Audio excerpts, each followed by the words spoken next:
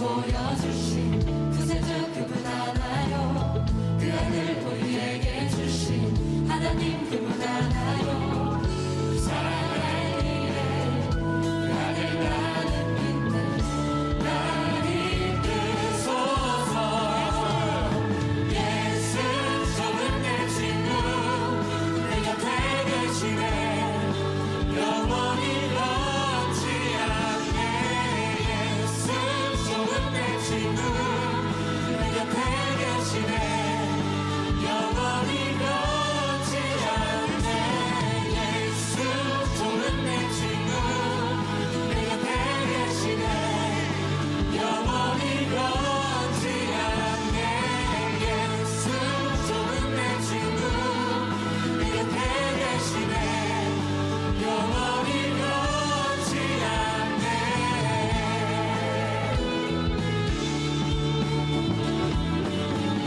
우리 믿음을 들며 고백합시다. 구원하신 주 난 믿네. 구원하신 주 나는 믿네. 구원하신 주 난 믿네. 다시 오실 것 나는 믿네. 그분과 영원히 그 사랑하기에 사랑하기에 나를 나는 믿네. 나를 이끄소서. 예수 좋은 내 친구 내 곁에 계시네. 영원히 변치 않네.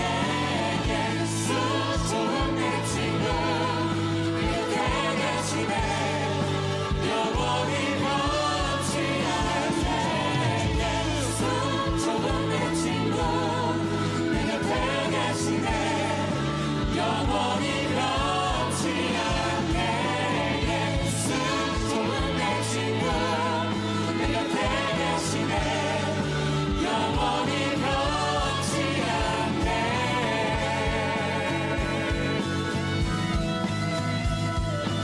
우리 좋은 친구 되신 주님께서 늘 변산하시고 우리 함께 하시는 줄 믿습니다. 그 시간 앞에 박수 한번 돌리겠습니다. 할렐루야. 영원히 변치 않네. 영원히 변치 않네. 영원히 변치 않네. 영원히 변치 않네. 영원히 변치 않네. 영원히 변치 않네.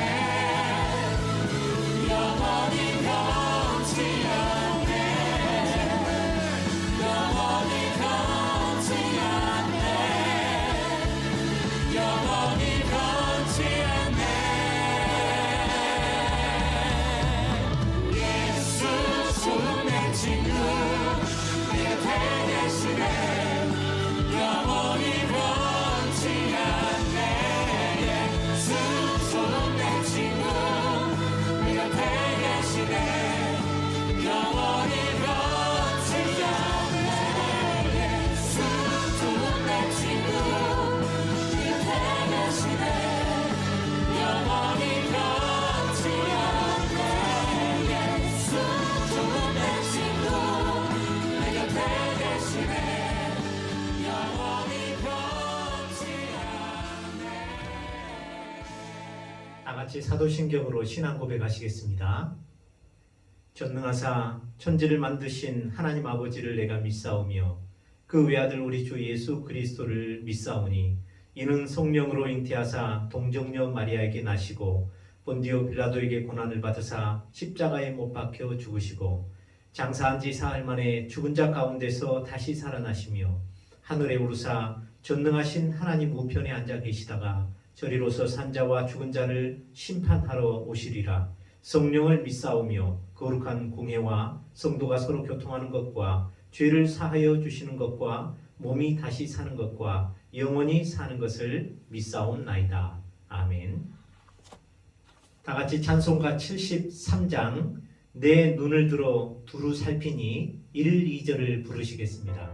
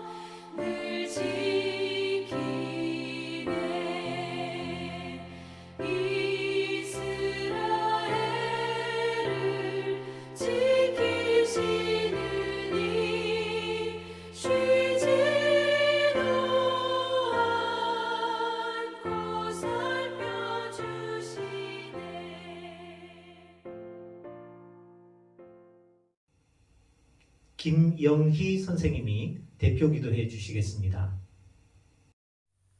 은혜로우신 하나님 아버지, 감사와 찬양을 드립니다. 코로나가 일상이 되어버린 지금 우리의 생활은 너무나 많은 변화가 있었습니다. 그럼에도 불구하고 날마다 순간마다 부어주시는 주님 은혜에 진심으로 감사드립니다. 주님의 도움으로 이전과 같진 않지만 새로운 일상을 유지하고 평안할 수 있음을 고백하며 감사드립니다. 지난 한 주도 주님보다, 주님의 말씀보다, 찬양보다 혹 더 사랑하고 아끼고 좋아한 것들 있었으면 이 시간 용서를 구합니다.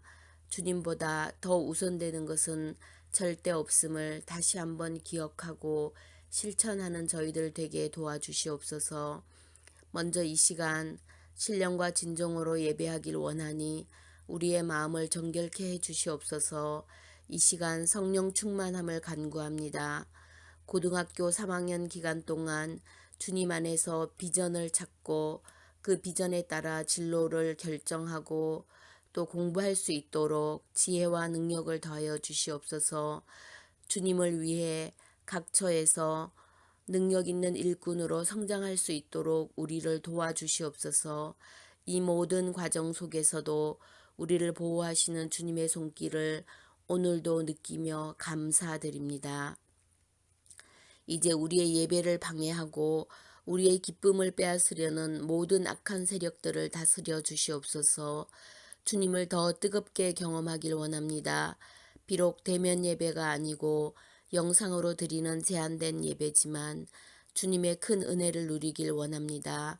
말씀 충만, 은혜 충만, 기쁨 충만한 예배가 될 수 있도록 모두가 한 마음으로 이 예배에 참여할 수 있도록 도와주시옵소서.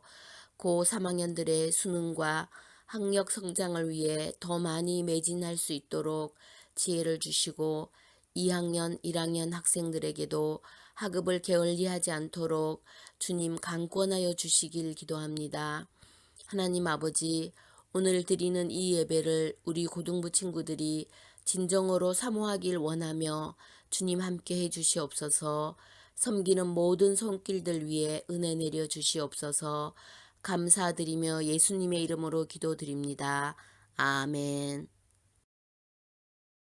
오늘 말씀은 사무엘상 17장 43절로 51절입니다. 구약 437면에 있습니다.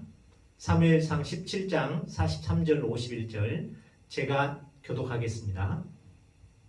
블레셋 사람이 다윗에게 이르되 내가 나를 개로 여기고 막대기를 가지고 내게 나왔느냐 하고 그의 신들의 이름으로 다윗을 저주하고 그 블레셋 사람이 또 다윗에게 이르되 내게로 오라 내가 내 살을 공중의 새들과 들 짐승들에게 주리라 하는지라.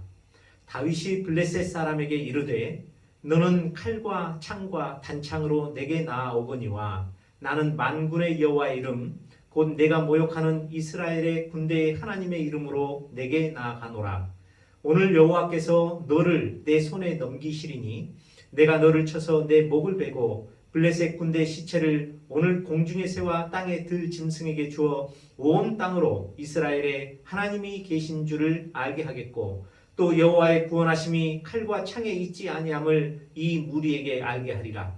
전쟁은 여호와께 속한 것인즉 그가 너희를 우리 손에 넘기시리라. 블레셋 사람이 일어나 다윗에게로 마주 가까이 올 때 다윗이 블레셋 사람을 향하여 빨리 달리며 손을 주머니에 넣어 돌을 가지고 물매로 던져 블레셋 사람의 이마를 치매 돌이 그의 이마에 박히니 땅에 엎드러 지니라. 다윗이 이같이 물매와 돌로 블레셋 사람을 이기고 그를 쳐 죽였으나 자기 손에는 칼이 없었더라. 다윗이 달려가서 블레셋 사람을 밟고 그의 칼을 그 칼집에서 빼내어 그 칼로 그를 죽이고 그의 머리를 베니 블레셋 사람들이 자기 용사의 죽음을 보고 도망하는지라. 우리 고3 친구들은 요즘 수능 지원도 하고 또 면접과 논술 시험을 보는 것 같아요. 열심히 기도합니다. 우리 친구들 모두 좋은 소식이 있었으면 좋겠습니다. 이런 불안과 어려움 가운데 믿음으로 도전하여 승리하시기를 축원드립니다. 지난주 성경 퀴즈 대회를 했었죠. 많은 친구들이 참석해 주셨고 지난 3분기 우리 학습에 대해서 복습을 했었습니다. 문제가 조금 아리까리하죠. OX 문제도 그렇고 또 사지선다 문제도 사실 맞추기가 쉽지 않지만 그래도 만점자가 나왔어요. 쌤이 얼마나 기뻤는지 모릅니다. 그 중에서 몇 문제 조금 헷갈리는 부분들에 대해서 쌤이 잠깐 설명하고 넘어가려고 합니다. 우리 1번 문제를 보면 하나님은 주시겠다 약속하신 것을 하나님 혼자 다 알아서 해결해 주신다. 우리는 이걸 보통 믿음 같이 생각을 해요. 우리가 기도하면 우리는 가만히 있어도 마치 감나무에서 감이 떨어지고 우리 입에 쏙 들어가는 것처럼 이런 믿음을 갖고 있는데 성경은 뭐라고 하냐면 여호수아 1장 3절에 너희 발바닥으로 밟는 곳은 모두 내가 너희에게 주었노니 그러니까 하나님께서 이미 주었지만 우리들 보러 우리 발바닥으로 밟으라는 것이죠. 그래서 우리가 해야 할 일이 있고 우리가 그렇게 해야 할 일을 믿음으로 도전할 때 사실 이게 해야 할 일은 쉽지가 않아요. 믿음으로 가야 돼요. 목숨을 걸고 가야 되는 일이에요. 그러니까 믿음이 필요하겠죠. 그래서 우리가 해야 할 일이 있다는 거예요. 우리가 해야 될 일이 있다는 점에서 하나님께서 혼자 다 해결해 주시는 것은 아니다. 따라서 X다. 이렇게 볼 수 있습니다. 3번 문제, OX 문제인데 여호수아가 태양아 머무르라고 외쳤을 때 태양과 달이 멈추어 섰다는 기록은 실제 일어났던 사건이 아니라 성경은 대부분 비유법이나 강조법 이런 것들을 잘 쓰지 않습니다. 대체로 사실에 기록한 팩트를 중심으로 기록한 책이에요. 그래서 우리는 야살의 책에 기록되어 있다 이렇게 성경에 표현되어 있는데 그것을 역사적인 사실로 받아들여야 하는 부분입니다. 우리가 믿음의 영역으로 남겨둬야 되는 부분은 믿기가 좀 어렵지만 태양이 멈춘다는 게 사실 믿기 과학적으로 현실적으로 믿을 수가 없는 부분이죠. 그러나 성경을 우리는 성경대로 문자 하나도 내가 내 생각으로 판단하고 자르지 않고 그대로 수납하는 이런 믿음의 영역으로 우리가 받아들여야 된다. 이렇게 보면 됩니다. 그리고 4번 갈렙이 요구한 헤브론 땅은 어떤 곳이었습니까? 젖과 꿀이 흐르는 땅, 우리 보통 대부분 가나안 땅을 이렇게 이야기를 하니까 이쪽에 답을 한 친구들이 많죠. 우리가 찬양에도 있죠. 이 산지를 내게 주소서. 아주 험준한 산지였습니다. 해발 한 800-900m 정도 되는 그런 땅이 헤브론 땅이었습니다. 이 헤브론 땅에는 아브라함의 무덤이 있었던 곳인데 갈렙이 이 땅을 믿음으로 달라고 했었던 것이죠. 그리고 마지막으로 8번 문제 가장 많이 틀렸습니다. 거의 70-80%가 틀린 것 같아요. 룻이 시어머니 나오미를 따르기로 굳게 결심한 원동력으로 가장 적합한 것을 고르시오. 대부분 1번 하나님을 믿는 믿음 때문에 이렇게 해놨어요. 근데 룻은 이방 여인이었고 사실 그때까지는 하나님을 잘 몰라요. 시어머니는 하나님을 알죠. 그리고 시어머니의 하나님이 곧 내 하나님이 will be 될 것이다 이렇게 표현한 걸 보면 나중의 일이지 그때까지는 아직 룻이 하나님도 하나님에 대한 믿음도 이제 없었던 그런 때라고 볼 수 있습니다. 단지 이방 여인이지만 이스라엘 며느리들도 쉽지 않은데 그 시어머니를 남편도 죽고 없는 상태에서 평생 그 시어머니를 돌보겠다 하는 것은 이 보통 결단이 아니고서는 할 수 없는 일이죠. 사람을 그만큼 지극히 사랑하지 않고서는 이런 결단을 못해요. 아무리 하나님께 대한 믿음이 있는 사람이라도 실은 이런 결단 하기가 어렵습니다. 저도 장모님이 치매에 걸렸지만 이 치매에 걸린 장모님을 사랑한다는 것이 인간적으로 쉽지가 않아요. 이 목사인데도 불구하고 그 얼마나 이 이방 여자가 시어머니를 평생 그렇게 하겠다고 하니 하나님이 감동하셨는가. 그래서 시어머니를 불쌍히 여긴 바로 이 사람에 대한 사랑, 인애라고 하죠. 성경은요 바로 이 인애에 대한 사람에 대한 사랑 이야기로 가득 차 있는 거예요. 여러분 우리가 믿음은 비록 부족할지라도 사랑이 없는 경우에 우리가 아무리 믿음이 있어도 하나님께서 인정해 주실까요? 우리는 사랑을 배웠으면 좋겠습니다. 인간은 태어날 때부터 너무 이기적인 존재예요. 그 죄성을 우리가 이타적이고 남을 사랑하고 배려하는 사람으로 변화되는 것. 여러분 이게 성경의 핵심이고 모든 것입니다. 그러기 위해서는 그렇게 해 주실 거라는 믿음과 그렇게 살 때 내가 변화될 수 있다는 믿음이 필요한 거죠. 여러분, 그래서 믿음은 그런 도구적 차원에서 필요한 것이 믿음이지 믿음이 다가 아니다. 우리가 그래서 베드로서에 보면은 믿음 위에 덕을, 덕 위에 지식을, 지식 위에 절제를, 절제 위에 사랑을, 이렇게 쭉 올라가는 거거든요. 사랑이 아주 고차원적인 거예요. 우리가 성경을 보면 우리가 평소 생각했던 거하고는 다른 많은 교훈적인 내용들이 있어요. 그래서 우리 고등부 친구들은 어른 예배 드리는 것도 좋지만, 그리고 또 아예 예배를 드리지 않는 친구들도 있지만, 여러분 고등부 예배를 쭉 따라가셔야 여러분들에게 맞는, 그때그때 맞는 메시지를 하나님께서 주신다, 이런 믿음을 가지시고 따라와 주셨으면 좋겠습니다. 광고합니다. 성경 퀴즈대회에 참여해 주신 거 감사드리고, 두 번째로 가을 신방이 있어요. 친구들에게 쌤이 이 약속을 잡을 생각인데요. 전부 다 준비해 주시면 좋겠습니다. 세 번째는 수도노예에서 이번 가을 글짓기 그리기 대회가 있다고 그랬죠. 교회 사랑과 교회의 자랑이라는 주제로 하는데 오늘이 마감일이에요. 그래서 준비된 친구들은 선생님이나 쌤에게 보내주시면 좋겠습니다. 자, 오늘 본문으로 들어가 볼까요? 오늘 본문 말씀의 제목은 여호와의 이름을 의지하는 믿음입니다. 무엇을 의지한다고요? 여호와의 이름. 사람들은 뭘 의지할까요? 보이는 것, 자기가 가지고 있는 무기를 의지하겠죠. 근데 이건 뭐고, 하나님의 이름을 의지한다는 것은 뭘까? 우리는 어떤 것을 선택해야 될까? 본문 말씀을 통해서 알아보기로 합니다. 자, 17장 43절 보겠습니다. 블레셋 사람이 다윗에게 이르되 내가 나를 개로 여기고 막대기를 가지고 내게 나왔느냐 하고 신들의 이름, 그의 신들의 이름으로 다윗을 저주하고, 그의 신들은 쌤이 퀴즈대회에도 이야기를 했었죠. 블레셋 사람들이 섬기는 신은 다곤 신이라고 해요. 이런 신들의 이름으로 다윗을 저주합니다. 그런데 이 사건은 너무 잘 알죠. 다윗과 골리앗의 싸움은 우리 유치부부터서 너무나 많이 들어서 이 스토리를 더 잘 알아요. 도저히 이길 수 없는 골리앗을 때려눕힌 어린 소년 다윗. 소년의 나이를 생각해보면 우리 딱 중고등 시절의 청소년들이거든요. 다윗이 어떻게 3m나 되는 이 장신 골리앗, 어마어마하겠죠. 전쟁에 나와 쓴 것이 노투구가 있었고 비닐 갑옷이 있었어요. 비닐 갑옷의 무게만 해도 한 57kg 정도 된다고 합니다. 또 그가 들고 있었던 이 창이 있었는데 창 틀은 배틀채 같고, 또 창 날의 무게가 약 7kg 정도 됐다고 그럽니다. 우리 친구들 군대 가면은 총을 하나씩 받는데 이 총의 무게가 보통 한 3kg 정도 되거든요. M60 정도 되는 그 람보, 옛날에 그 전쟁에 할 때 한 손으로 들고 두두두두 이렇게 갈긴 것은 일반 소총이 아니고 기관총인데요. 그 기관총의 무게가 한 8kg 정도, 9kg 정도 이쯤 된다고 보면 이 창날의 무게가 얼마나 큰지 알겠죠. 자, 이런 어마무시한 사람을 맞닥뜨린 다윗. 골리앗이 볼 때 참으로 다윗이 기가 막혔겠죠. 그래서 애송이 같은 다윗에게 일단 자기들의 신의 이름으로 저주를 퍼붓습니다. 44절, 그 블레셋 사람이 또 다윗에게 이르되 내게로 오라, 내가 내 살을 공중의 새들과 들 짐승들에게 주리라. 이렇게 이야기를 하면 너무 살떨리겠죠. 그런데도 그곳에 갑니다. 근데 아무도 지금 그 전쟁터에 골리앗하고 싸울 용기를 가진 이스라엘 백성들이 없었어요.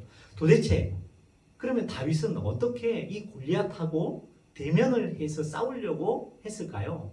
삼손이 싸웠던 그 대상이 바로 블레셋이었는데, 그 당시만 해도 사사기 시대에 모든 그 철제 제품은 블레셋 땅에서 벼렸다고 그랬죠. 그러니까 이스라엘 땅에는 변변한 무기가 없었을 시절이에요.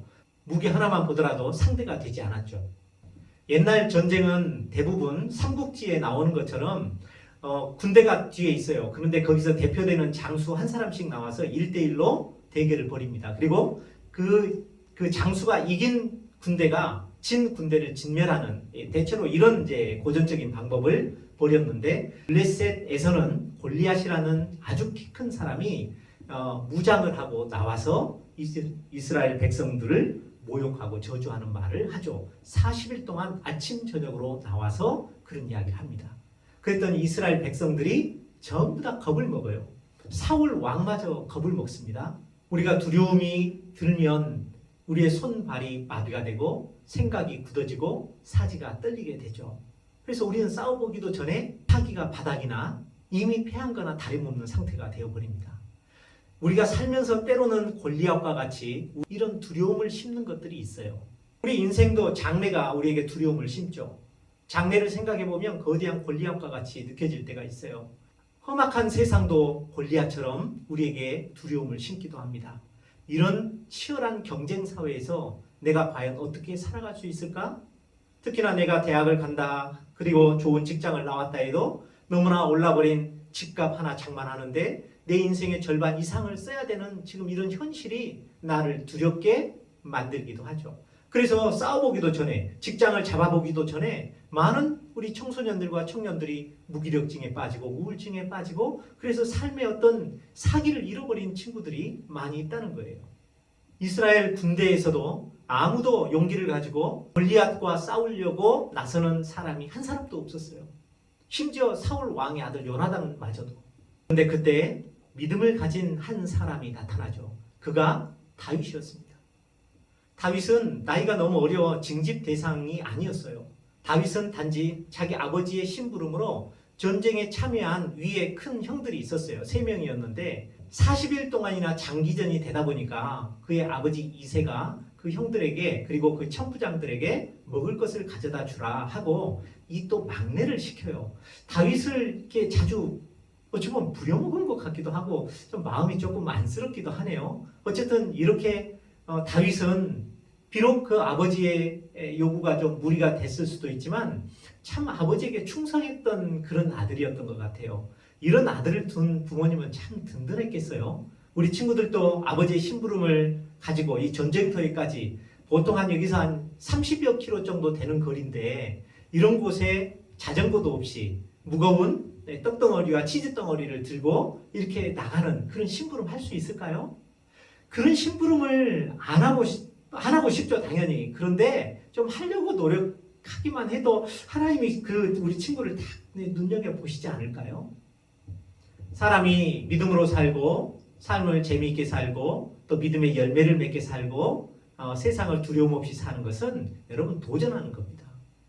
어떤데 내가 하고 싶은 것이 아니고 내가 하기 싫지만 그런 하나님의 명령이나 부모님의 명령에 충성을 다해 순종하는 그런 삶을 살 때 그렇게 된다는 믿음을 가지셨으면 좋겠습니다. 전쟁터에 갔더니 사람들이 골리앗이 이스라엘 군대를 모욕한다는 소리를 다윗이 듣습니다. 그 소리를 듣고 다윗이 26절에 보면 이렇게 이야기를 하죠. 다윗이 곁에 서 있는 사람들에게 말하여 이르되 이 블레셋 사람을 죽여 이스라엘의 치욕을 제거하는 사람에게는 어떠한 대우를 하겠느냐. 이 할례받지 않은 블레셋 사람이 누구이기에 살아계시는 하나님의 군대를 모욕하겠느냐. 여기서 지금 다윗이 분노를 하죠. 우리는 분노할 때는 감정이 상해 있을 때 분노하기 쉽습니다. 누군가가 내게 자존심을 상하게 했어요. 무슨 지가 얼마나 잘났다고. 이렇게 자존심을 상하게 할 때 팩하고 토라지거나 아니면 그냥 분을 내기가 쉽죠. 그래, 너는 잘났어? 그렇게 대답하기가 쉽죠. 그런데 다윗은 그런 감정적 분노가 아니었어요. 영적인 분노를 터뜨립니다. 다윗은 이스라엘 백성들을 하나님의 군대로 봤어요. 하나님께서 함께 하시는 사람들, 하나님께서 도와주시는 사람들, 하나님의 나라를 위해서 힘을 쓰는 군대, 하나님과 함께 싸우는 군대로 다윗은 본 거예요. 그런데 이런 하나님의 군대가 모욕을 받는다라고 생각하니까 견딜 수가 없었던 거예요. 이것은 바로 하나님에 대한 사랑이고 하나님의 영광을 위해 살고자 하는 분명 어떤 마음의 자세가 있다고 볼 수가 있죠. 그런 마음으로 블레셋 사람의 골리앗을 봤을 때 그 거대한 골리앗을 두려워하지 않았어요.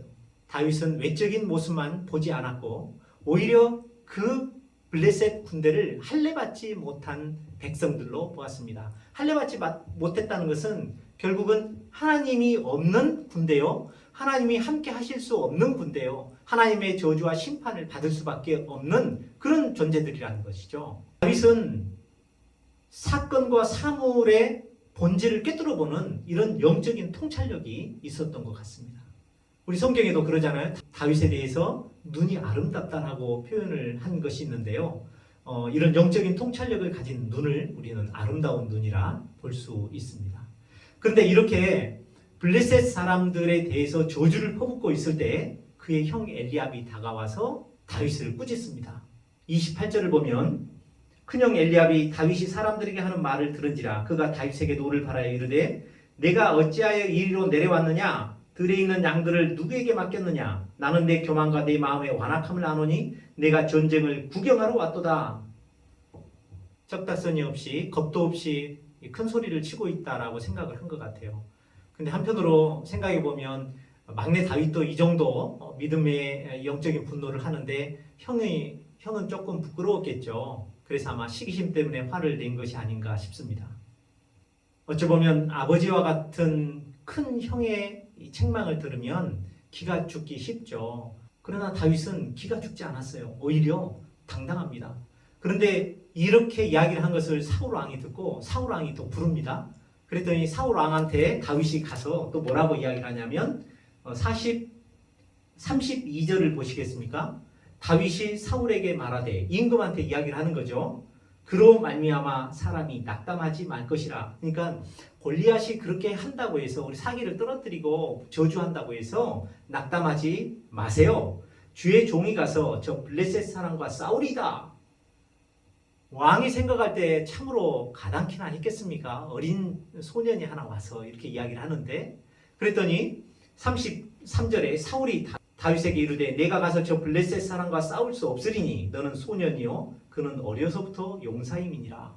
너는 너무 어린아이고 쟤는 군대에서 잔뼈가 굵은 사람 아니냐. 그리고 제 모습을 봐라. 어찌 감히 넘어뜨릴 수 있겠냐. 이미 사울 왕도 어쩔 수 없다는 것을 생각을 한 것 같아요. 사실 사울 왕 입장에서는 어느 누구도 감히 나서지 않은데 이런 소년 일망정 나와서 큰 소리 한번 쳐준 것에 대해서 아마 크게 위로가 됐을 수도 있고 고마운 마음이 들었을 수도 있겠죠. 그러면 다윗은 어떻게 이렇게 사울 왕 또는 형 앞에서도 굴하지 않고 당당하게 이런 큰 소리를 치며 그러면 다윗은 어떻게 이런 결심을 밝힐 수 있었을까요? 34절을 보십시오. 다윗이 사울에게 말하되 주의 종이 아버지의 양을 지킬 때에 사자나 곰이 와서 양 떼에서 새끼를 물어가면 내가 따라가서 그것을 치고 그 입에서 새끼를 건져내었고 그것이 일어나 나를 해하고자 하면 내가 그 수염을 잡고 그것을 쳐 죽였나이다. 주의 종이 사자와 곰도 쳤은즉 살아계시는 하나님의 군대를 모욕한 이 할례받지 않은 블레셋 사람이리가 그가 그 짐승의 하나와 같이 되리이다. 다윗은 평소 자기 아버지의 양들을 치면서 어렸지만 사자와 곰이 오면 무서워서 달아날 수밖에 없었겠죠. 그런데 오히려 양을 사랑했기 때문에 끝까지 이 사자와 곰하고 싸웠던 경험들이 있었어요. 이것은 전쟁 때가 아니고 평상시 삶이었어요. 근데 이 평상시 삶을 통해서 이러한 짐승들과의 싸우는 가운데서 무엇을 배웠냐면 하나님께서 함께 하시고 하나님이 나를 도와주신다는 사실을 체험한 거예요. 이런 평상시의 체험들이 결국은 큰 전쟁에 나왔을 때도 다윗은 하나님께서 바로 평상시 나를 도와주셨던 그 하나님이 이 전쟁에서도 나와 함께 하시고 내가 하나님의 이름으로 나아가면 하나님이 하나님의 능력으로 그들을 쳐 부술 것이라는 사실을 믿고 있었던 것이죠. 그러니까 믿음은 그날 그 당시에 내가 어떤 큰 마음을 먹고 결심한다고 생기는 것이 아니라는 거예요. 다윗의 사울 왕에 대한 말을 분석해 보면 평상시 믿음 생활과 평상시 삶을 통해서 믿음의 체험을 하는 것이 얼마나 중요한가 하는 사실을 우리가 엿볼 수 있습니다. 그리고 평상시 이런 믿음의 체험은 그냥 되어지는 것이 아니다. 때로는 우리에게 그보다는 전쟁에서 골리앗을 마주한 것보다는 좀 더 작지만 이런 작은 사자나 곰이 오는 것도 실제로는 작은 사건들이 아니죠. 쌤은 동네에서 조그만 갱아지가 달려들어도 이렇게 무서워서 깜짝 놀랄 때가 있거든요. 어찌 보면 그러니까 제가 아직 믿음이 좀 없는 사람인 것 같은데 우리 친구들은 사자와 곰하고도 좀 겁먹지 않고 평상시 잘 훈련받고 싸워서 정말 크게 하나님께서 쓰임을 받는 그런 사람들로 성장했으면 좋겠습니다. 이런 이런 이야기를 하는 것은 평소에 여러분들이 조금 우리 삶에 위협이 되고 내가 힘들고 어렵다 생각하는 것들을 그새 회피하고 포기해버리는 것이 아니라 그에게 도전을 하고 사자나 곰의 수염을 잡고 늘어지면서까지 싸워서 어찌하든지 이겨내려고 하는 그 도전 스피릿을 배우시라는 겁니다. 또 그렇게 배우면서 그럴 때 하나님께서 나와 함께 하시고 나를 도와주신다는 그런 소소한 체험들을 여러분의 일상적인 삶 가운데서 체험해야만이 이런 믿음이 생기고 이런 미움이 아주 위기 상황에서 발현될 수 있다라는 사실을 배울 수 있는 것 같아요. 하나님은 이렇게 믿음으로 도전하는 자를 기뻐하십니다. 그리고 그렇게 믿음으로 도전하는 자를 축복해 주십니다. 그렇기 때문에 우리 청소년 시기에 우리 친구들이 다른 것도 신경 쓸 게 많이 있겠지만 그 무엇보다도 더 신경을 써야 되는 것은 믿음을 배웠으면 좋겠어요. 그래서 믿음을 배우기 위해서 여러 가지 믿음을 배울 수 있는 여러 가지 일에 도전하셨으면 좋겠습니다. 대표적으로 쌤이나 우리 선생님들 또 교회 목사님의 방향에 순종하는 것. 사실 순종하는 것은 믿음이 없이는 순종하기가 어렵습니다. 순종이란 선생님이 설명을 했었죠. 내가 좋아하는 것을 하는 것이 아니라 나를 좀 부인하고 자기가 좀 희생되는 것을 억지로 하는 것, 그것을 순종이라고 했어요. 그런 순종을 할 때 그게 아닌 것 같고 그거 하면 내가 손해볼 것 같은데 그것이 맞고 내가 유익을 본다라는 사실을 평상시 체험하지 않는 사람은 결코 믿음의 삶을 살아내기가 쉽지가 않다는 거죠. 그런 체험을 다윗처럼 청소년 시기에 해야 되는 것이 여러분들이 해야 될 일이고 그런 믿음들을 잘 배워나갈 때 여러분들의 색깔과 여러분들의 신앙의 이 견고함이 생긴다는 거예요. 38절을 보십시오. 사울 왕이 이에 자기 군복을 다윗에게 입혀줍니다. 맞을까요? 사울 왕은 키가 큰 성인이었죠. 그러니까 이게 잘 익숙치 못하죠. 사울에게 말하되 익숙하지 못합니다. 이것을 입고 가지 못하겠습니다 하고 곧 벗고 40절 손에 막대기를 가지고 시내에서 매끄러운 돌 5을 골라서 자기 목자의 제구 곧 주머니에 넣고 손에 물매를 가지고 블레셋 사람에게로 나아가니라. 아무리 좋은 것도 자기에게 익숙하지 않으면 불편하죠. 사용하기가 어렵죠. 자기에게 익숙한 것을 가지고 나아가는 것이죠. 다윗에게는 비상의 무기가 있었어요. 그것은 물매였습니다. 물매는 다윗이 평소에 갈고 닦았던 실력이었어요. 사자나 곰이 왔을 때 또는 일이나 늑대들이 왔을 때 다윗은 이 물매를 그 짐승들에게 던지면서 때려 눕혔었죠. 그러기 위해서 평상시 물매 던지는 연습을 매우 많이 했을 거예요.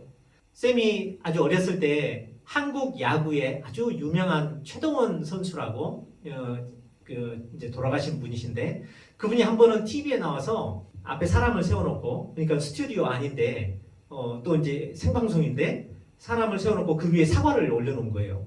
그리고 그 사과를 맞히는 것을 해보는 거예요.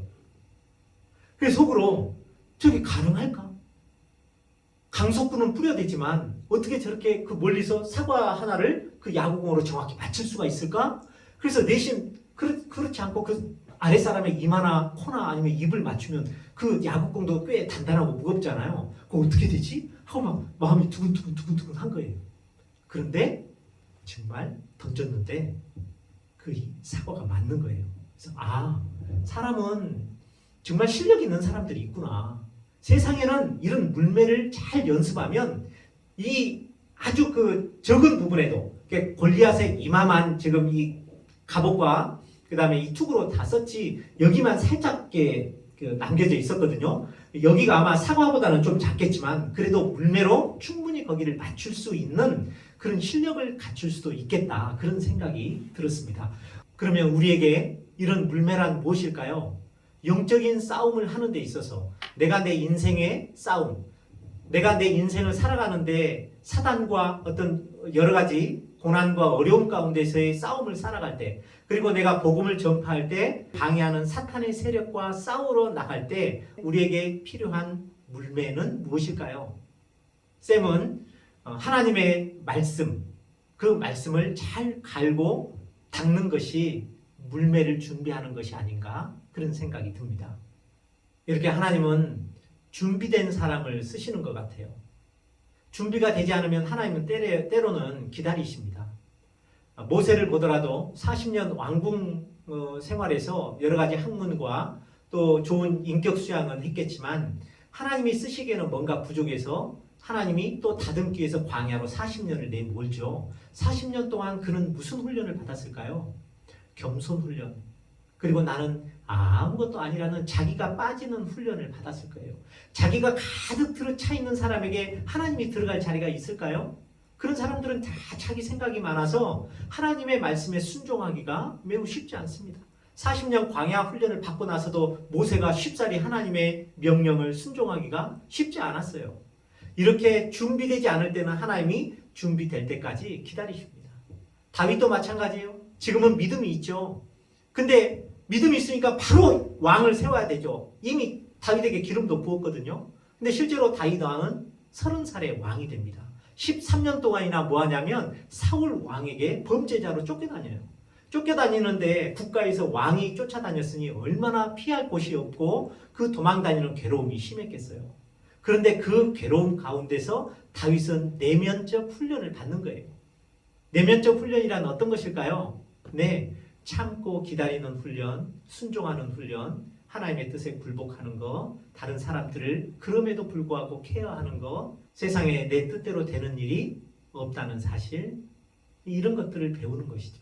그래서 그 내면이 야심과 열망과 열정은 가득 차 있을지라도 그런 것들을 누르고 겸손과 온유와 절제와 자기 부인과 이런 훈련, 내적인 훈련들을 쌓아 나가는 것이 필요하다는 거예요.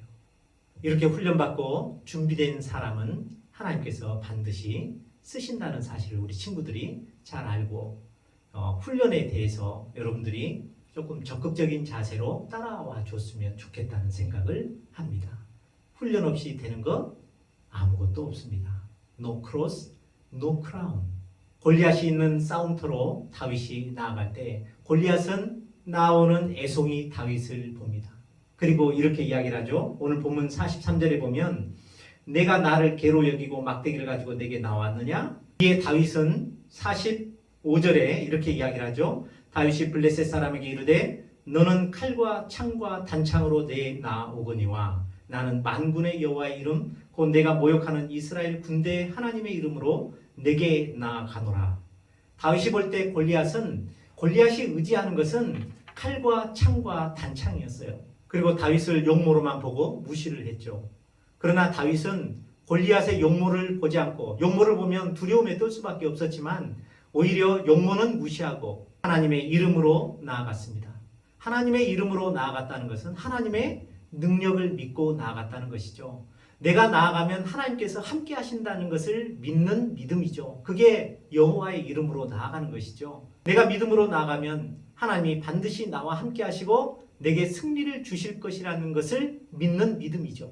그리고 다윗은 또 하나 알았습니다.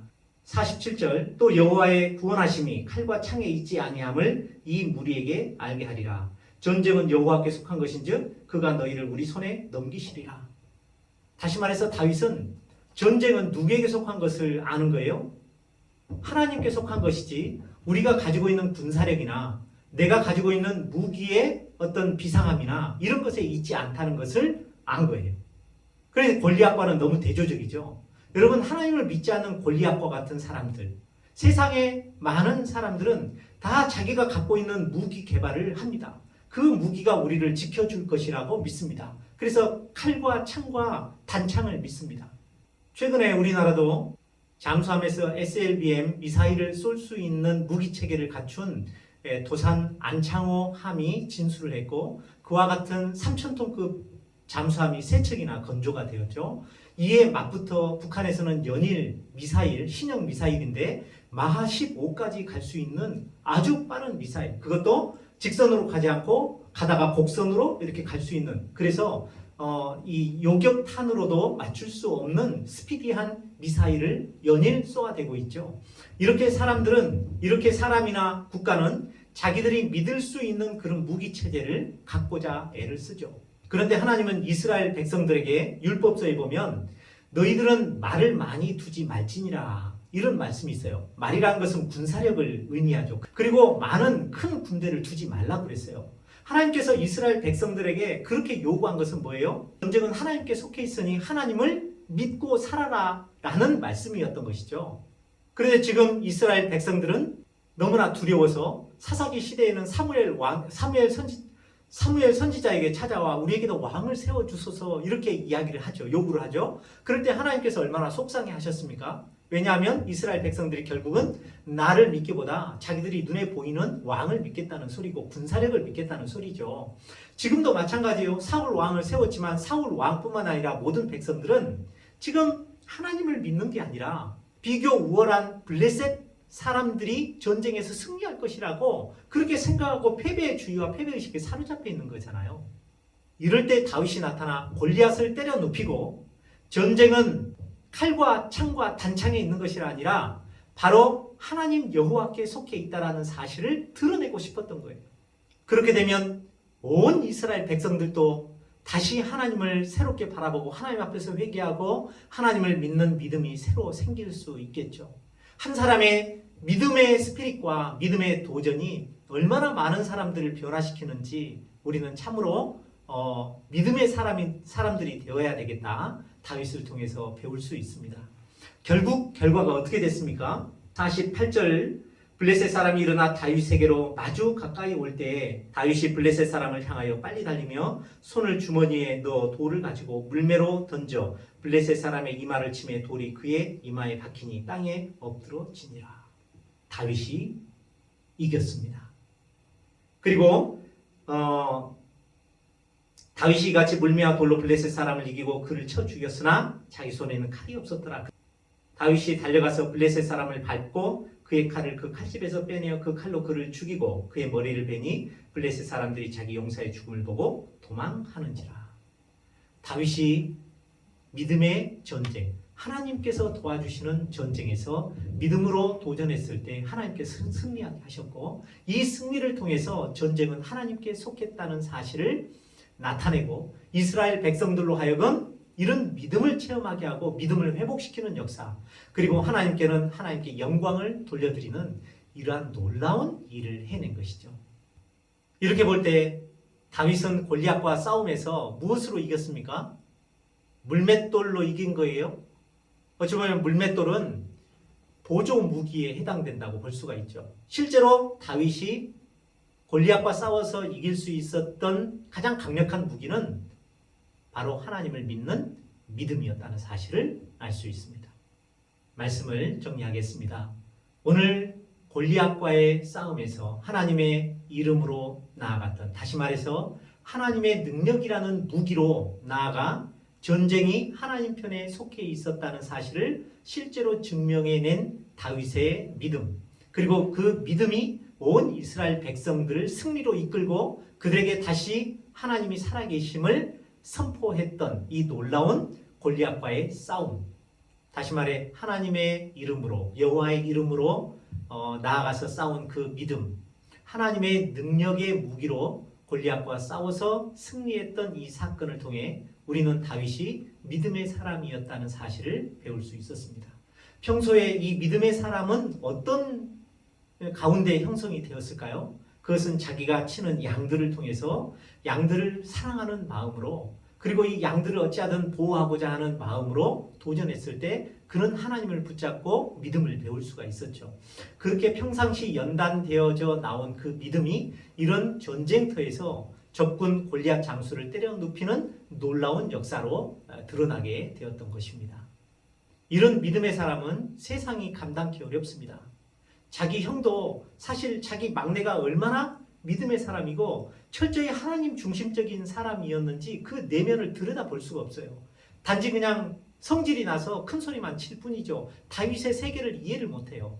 사울 왕도 마찬가지였고 결국 이방 골리앗은 말할 것도 없이 세상이 이 다윗의 믿음을, 또 다윗이란 사람을 감당할 수가 없었죠. 우리도 소년 다윗의 여호와의 이름을 의지하는, 하나님의 능력을 의지하는 믿음을 배우기를 기도합니다. 말씀을 정리하겠습니다. 소년 다윗의 여호와의 이름을 믿고 나아가는 믿음, 하나님의 능력을 믿는 다윗의 믿음을 통해 우리도 믿음의 사람이 되어야 되겠다 하는 생각을 하게 됩니다. 이 다윗이 평소에 양을 사랑하고 그 양을 사랑할 때 평소 하나님을 붙잡는 믿음의 체험들을 통해서 다윗은 믿음의 사람으로 성장할 수가 있었습니다. 그렇게 믿음이 성장이 되어 준비된 사람이 되었을 때 하나님은 이렇게 이스라엘 역사의 길이 남을 영원히 온 세상 사람들의 머릿속에 정말 놀라운 스토리로 각인될 만한 다윗과 골리앗의 싸움을 도전할 수 있었고 거기서 승리할 수 있었죠. 여러분 다윗과 같이 하나님을 믿는 믿음의 삶을 사는 친구들 되셨으면 좋겠습니다. 우리가 평소 다윗과 같이 매 순간 믿음으로 도전하고 믿음을 체험하는 사람들이 되어서 여러분 모든 것을 믿음으로 하는 사람들 되었으면 좋겠어요. 성경에서는 믿음으로 하지 아니한 모든 것이 죄라고 그랬어요. 여러분들이 시험 공부하는 것도 여러분들의 유익을 위한 것이 아니라 내가 이걸 통해 하나님의 영광을 드러내겠다. 하나님을 사랑하는 마음, 그럴 때 내가 믿음으로 도전할 수 있어요. 여러분 결혼하는 것도 지난주 우리 설교 때는 사람들은 다 뭘 본다 그랬어요? 외모를 본다 그랬죠. 외모를 보고 결혼해서 망한 사람들 많습니다. 그러나 우리는 보이지 않는 내면을 봐야 되겠죠. 하나님도 보시거든요. 하나님도 아무나 들어쓰시지 않아요. 믿음을 보시고 내면성이 있는 사람을 두루두루 찾습니다. 그래서 그 준비된 사람이 있으면 하나님이 그 사람을 도와주시고 그 사람을 통해서 하나님의 역사를 이루어 나가시는 거예요. 그러니 우리 친구들은 모호하게 또 막연히 어쩌다가 하나님께서 나를 도와주시겠지. 나의 믿음이 좀 생기면 내가 하나님을 알고 또 믿는다고 하니까 나를 구원시켜 주시겠지. 여러분 이렇게 아니란 생각을 가져서는 우리가 열매도 어찌 보면 구원도 사실은 확실히 장담할 수가 없습니다. 우리의 믿음을 삶을 통해서 체험하고 체험을 통해서 내가 쌓인 믿음을 하나님께 보여드릴 수 있는 그런 믿음의 사람들이 되셨으면 좋겠습니다. 그게 우리가 성경을 공부하는 이유요. 우리가 신앙생활을 하는 본질입니다. 우리 모두 다윗과 같은 믿음의 사람이 되시기를 주의 이름으로 축원드립니다. 제가 잠시 기도하고 맺겠습니다. 하나님, 다윗의 믿음을 배우게 하셔서 감사합니다. 양을 사랑하고 백성을 사랑하고 하나님을 사랑했기 때문에 영적인 분노를 할 수 있었고 또 이 영적인 분노를 터뜨리고자 여호와의 이름 하나님의 능력을 믿고 나아간 다윗의 위대한 믿음과 도전 정신과 용기를 배웁니다. 다윗과 같이 믿음의 사람으로 성장할 수 있도록 도와주시옵소서. 예수님 이름으로 기도합니다. 아멘. 다 같이 찬양하시겠습니다. 찬양곡은 아침에 주의 인자하심을 입니다.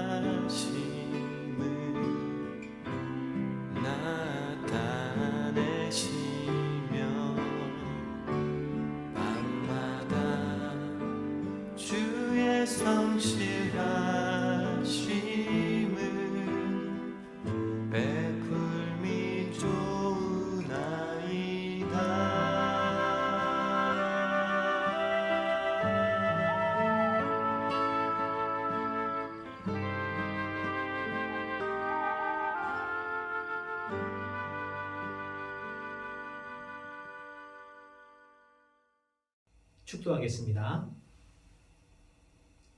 이제는 우리 믿음의 주 되신 예수 그리스도의 은혜와 믿음의 사람을 기뻐하시고 함께 하시는 하나님 아버지의 사랑과 믿음으로 도전하고 나아갈 때 승리하도록 도우시는 성령님의 역사 인도하심이 젊은 청소년 시절에 다윗과 같이 믿음을 체험하고 믿음의 사람이 되길 힘쓰는 사랑하는 고등부 친구들, 그리고 믿음의 본을 보이고 가르치시는 선생님들 위에 이제부터 영원까지 함께 있을지어다. 아멘. 우리 다시 한번 노래하겠습니다. 주님께서 우리를 초대하셨습니다. 영원한 사귐에